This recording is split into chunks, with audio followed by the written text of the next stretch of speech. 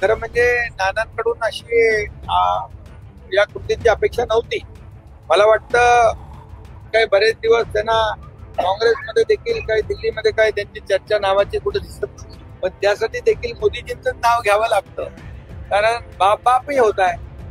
विधानसभे में जनता ने दिए उनको झटके और कांग्रेस 16 पे लटके. खरं म्हणजे नाना पटोले हे स्वतः अध्यक्ष, विधानसभेचे अध्यक्ष राहिलेले आहेत आणि त्यांना सगळं नियम कामकाज माहीत आहे. आणि विधानसभेच्या सभागृहाची जी काही गरिमा आहे, पावित्र्य आहे, हे राखलं पाहिजे हे त्यांना माहित आहे. पण मला वाटतं का अगदी झाले आज माहित नाही. ते म्हणजे अगदी डायरेक्ट अध्यक्षांच्याच आसनाकडे गेले आणि त्यांनी ते राजदंड देखील उचलण्याचा प्रयत्न केला. खरं म्हणजे नानांकडून अशी या कृतीची अपेक्षा नव्हती. मला वाटतं काही बरेच दिवस त्यांना काँग्रेसमध्ये देखील काही दिल्लीमध्ये काही त्यांची चर्चा नावाची कुठे दिसत नव्हती. म्हणून काहीतरी नावाची चर्चा झाली पाहिजे आणि पुन्हा चर्चेत आणि प्रकाशात यायला पाहिजे, म्हणून हा त्यांचा प्रयत्न आहे का. पण त्यासाठी देखील मोदीजींचं नाव घ्यावं लागतं, कारण बाप बाप ही होता है.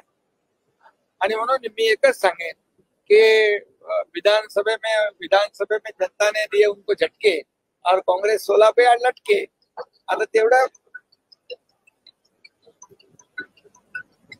याच्यातून त्यांनी बोध घेतला पाहिजे आणि खऱ्या अर्थाने विधानसभेमध्ये देखील महायुतीने दाखवून दिलंय की या महाराष्ट्रामध्ये जे लँडस्लाइड मॅन्डेट मिळालं त्यामध्ये देखील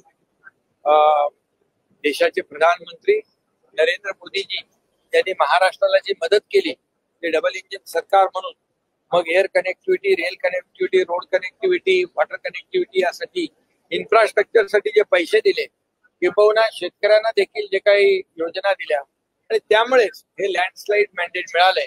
आणि म्हणून मी एकच सांगतो की देशाचे प्रधानमंत्री नरेंद्र मोदीजींचा एकेरी उल्लेख करणं हे देखील खरं म्हणजे